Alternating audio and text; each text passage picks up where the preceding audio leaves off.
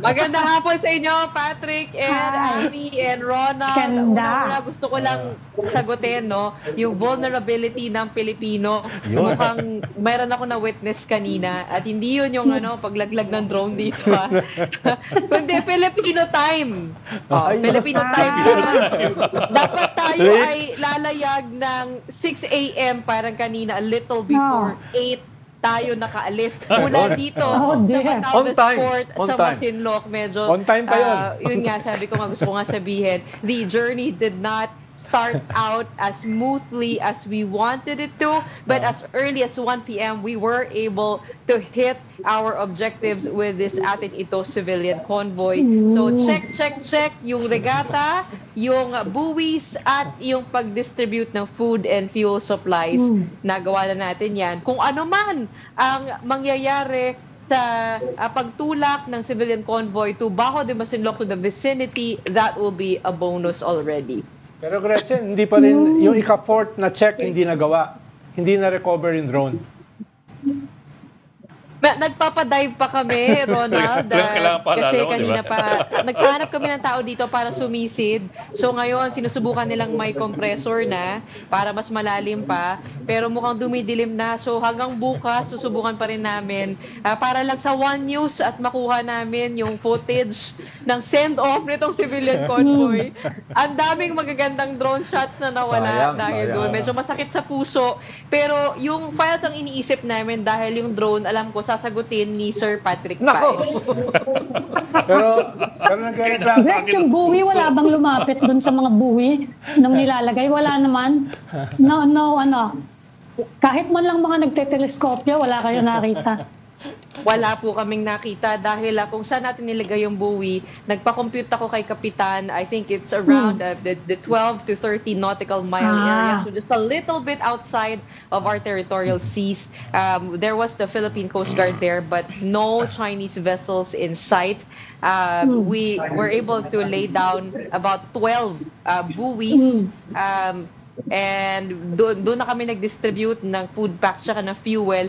We were supposed to go 5 nautical miles more, pero sinabi ng Philippine Coast Guard dito na lang. Kasi nga, yung ibang mangingisda, nawala na sila ng diesel, naubusan sila, at yung isang Pangulong had to be towed from here, actually from this distance, all the way to the 12 nautical mile mark. So, kinailangan din ayusin yon. So, medyo hindi ganoon ka-smooth ang ating paninimula. Pero yun nga, we didn't expect it to be without challenge. So, that has been the morning before us. Pero nagreklamo ako, Gretchen, dito kanina dahil nung bumagsak daw yung drone mo, may mga tumalon sa dagat para hanapin.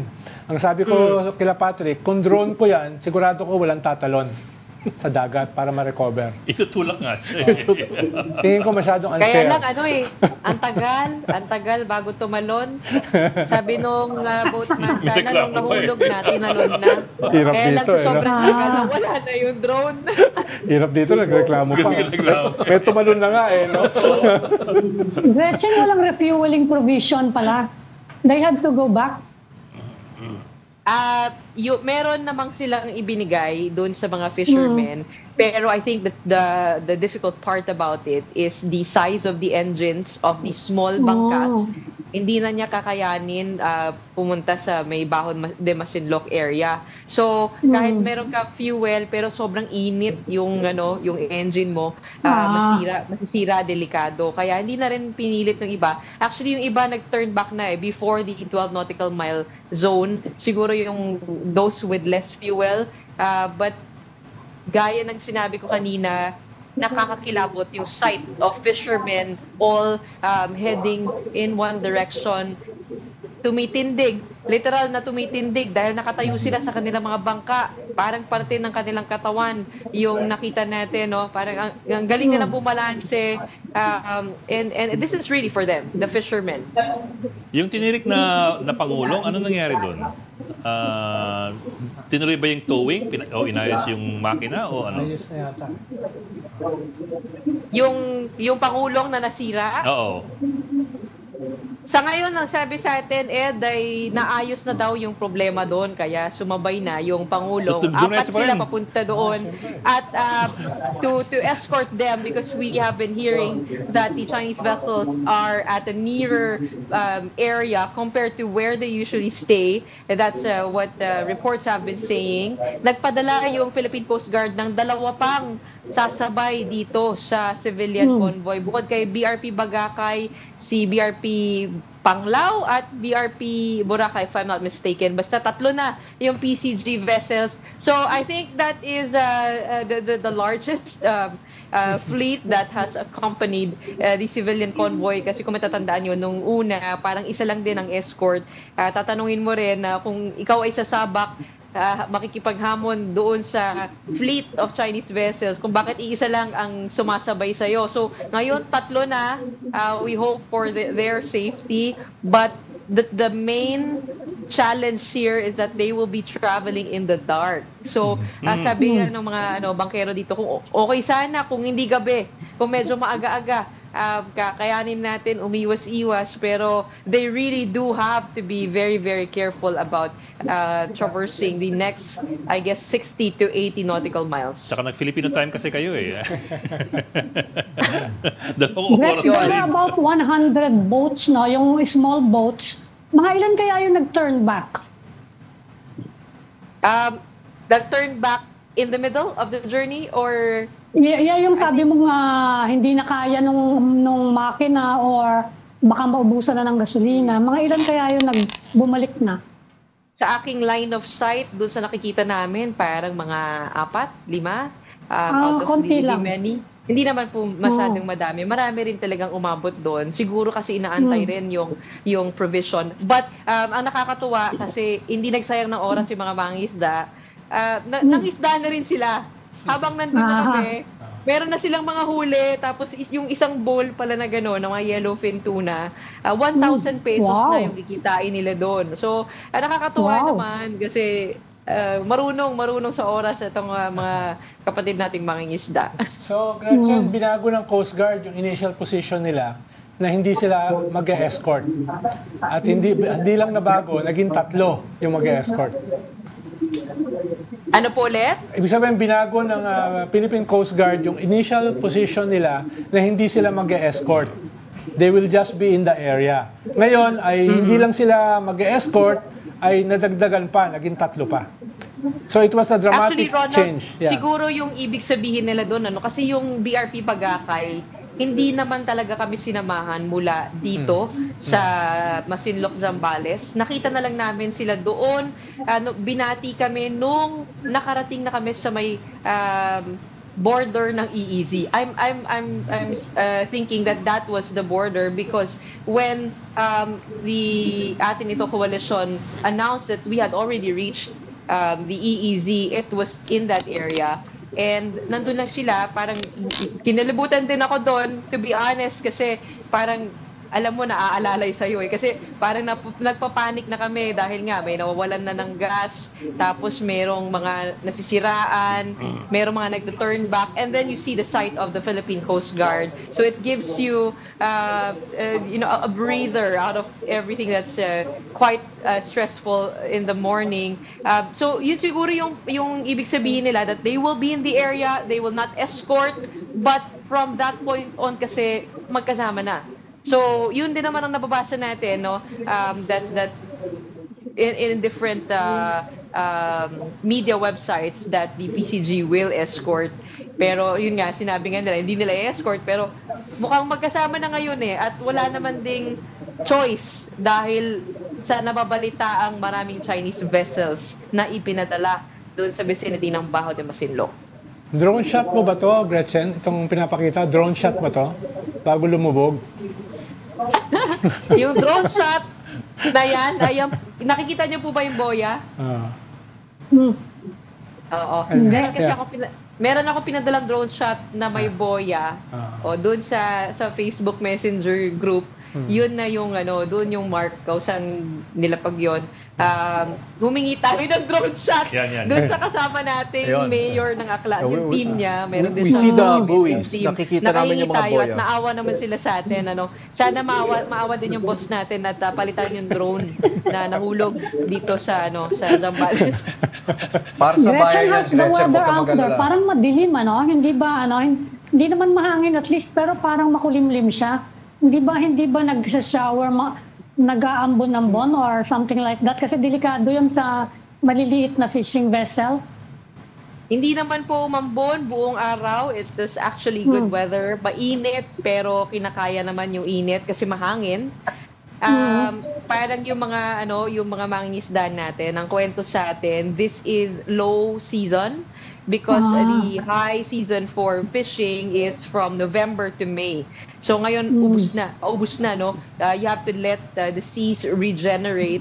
So November to May ngayon, kaya bukas yung iba walang biyahe. So I think this is also good income for them. Yung mga sinakin natin pangulong kasi nagkaroon sila ng biyahe. So yun, ang kwento naman sa atin, nagtanong din tayo Ami tungkol sa kalagayan ng pangingisda nila dito. Yes. Sabi nila yung Bajo de Masinloc, why it is so vital to them because during rainy season or typhoon season na dito madalas dumadaan sa may Zambales area, doon sila nagtatago. Kaya pala tawag doon ay Panatag Shoal. So kasi panatag doon, hindi, kahit na mahangin yung water, hindi siya ganun kalakas yung alon. Kaya doon nagtatago yung mga boats natin to keep themselves safe. Yeah. And they were also telling me about the story of their kababayan na pumalaot pero hindi na pinayagan ng Chinese vessels na pumasok doon sa lagoon. So they had to come back in the middle of a typhoon. And I think that was about 9 boats and they all passed away. So I think or 9 persons, they all passed away. So yun yung medyo malagim na balita mula dito. Doon natin naiintindihan yung kahalagahan ng Bajo de Masinloc dahil pag pumunta ka lang daw doon, parang the fish are calling out already, but they have to do their fishing outside. And umiiwas na lamang yung mga tao dito. They just fish in the municipal waters, usually 30 to 40 nautical miles, the farthest that they can go. Pero yun nga, parang sabi nila, okay naman na dito. Kasi gamitin na lang namin yung mga payaw namin, makakakuha na kami. Tapos dito na lang, wag na tayo maghanap ng gulo doon. Kasi malulugi lang tayo. Hindi natin sigurado kung makakahuli ba tayo doon. Ang laki ng puhunan, no? Yung isang pangulong, 150,000 pesos ang kailangan nilang ilabas para sa isang buwan. Tapos pagka maganda yung huli nila, kumikita sila ng mga 120,000 pesos. Malinis na yon. So, imagine, yung 150,000 na yun, inuutang pa nila. Malulugi talaga sila kung pinilit nila pumunta doon sa may Bajo de Masinloc area. Kamusta ang tubig? Was it choppy? Were there winds? Maalon ba? Hindi naman, pero maalon enough na nahilo kami lahat. Sakto lang naman, hindi naman sobrang maalon, pero nakakahilo siya. Siguro din sa size ng boat, medium size commercial fishing vessel yung nasakyan namin. Kaya talagang you're bound to get seasick. Ang kwento, nagtatawanan to mga kapitan kasi sabi nila, naku, yung mga pasyente namin nagrereklamo na.